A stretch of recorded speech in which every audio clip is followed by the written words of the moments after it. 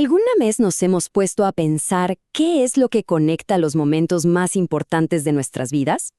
¿Qué hilo invisible une el día que nacemos con la firma de un contrato o el momento de recibir una herencia? Bueno, hoy vamos a explorar justamente eso, el sistema operativo de nuestra sociedad, el plano fundamental de cómo interactuamos. Vamos a hablar del derecho civil. A primera vista, uno diría que no tienen nada que ver, ¿no? El nacimiento de una persona, la firma de un contrato de negocios, el reparto de una herencia. Parecen mundos totalmente aparte. Pero, ¿y si les dijera que todos estos momentos tan cruciales están regidos por un mismo sistema de reglas? Pues la respuesta es el derecho civil.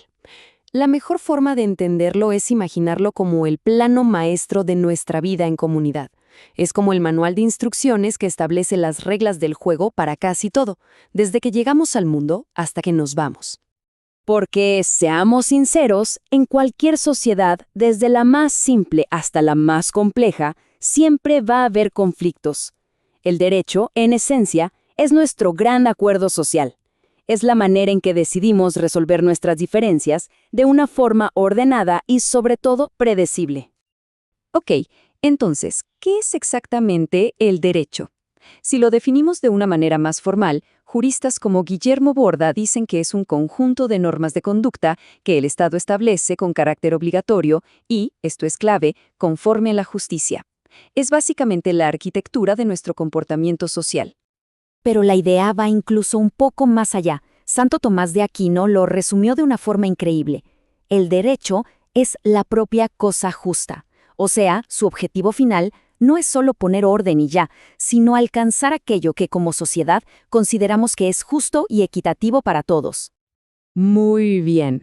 Para poder entender este concepto tan inmenso, lo primero es orientarnos. Vamos a desplegar una especie de mapa del mundo legal para ver sus grandes divisiones, como si fueran continentes. A ver, la primera gran distinción que encontramos es entre derecho natural y derecho positivo. El natural es como una idea filosófica. Se refiere a esos principios de justicia universales que, se supone, surgen de nuestra propia humanidad.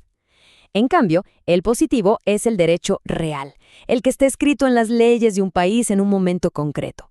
Y este, claro, cambia y evoluciona con la sociedad. Luego tenemos otra diferencia que es fundamental: derecho objetivo y subjetivo. A veces suena complicado, pero es bastante simple. Piénsenlo así. El derecho objetivo es la regla general para todos. Por ejemplo, la ley que dice se debe pagar por un producto. El derecho subjetivo, en cambio, es el poder que esa regla le da a una persona en particular, al vendedor, para poder exigir que le paguen.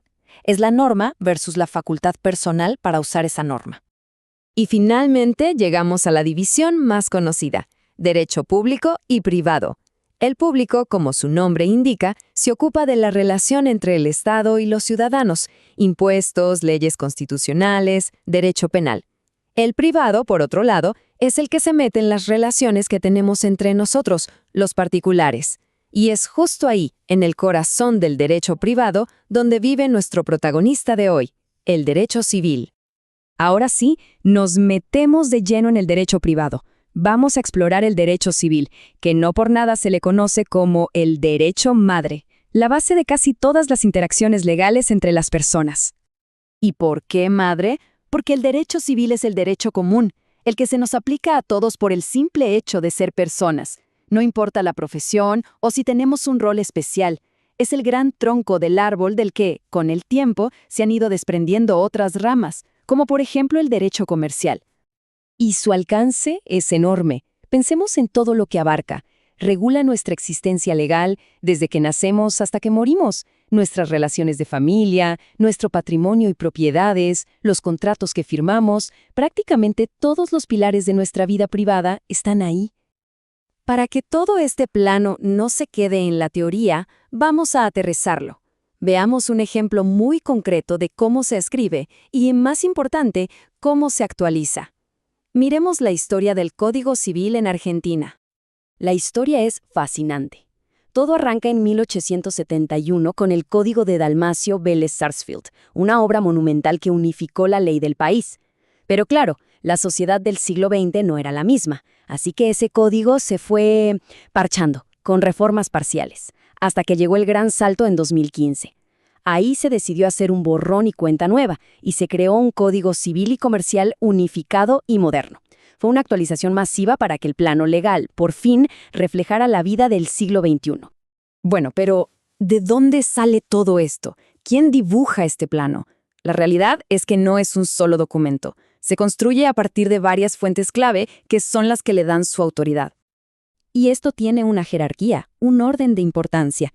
En la cima de la pirámide está la ley escrita, la Constitución, los códigos, etc. Es lo primero que hay que mirar. Pero, ¿y si la ley no dice nada o no es clara? Bueno, ahí se baja un escalón y se recurre a los usos y costumbres, a esas prácticas que la sociedad acepta como obligatorias. Y como base, como cimiento de todo, están los principios generales del derecho. Son esas ideas de justicia que actúan como la red de seguridad de todo el sistema. Y ya que hablamos de esos principios, vale la pena detenerse un momento.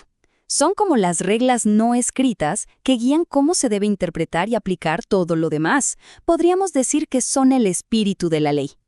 El primero, y quizás el más importante, es la buena fe. El sistema legal parte de una idea simple pero muy poderosa. Se presume que las personas actuamos con honestidad y lealtad.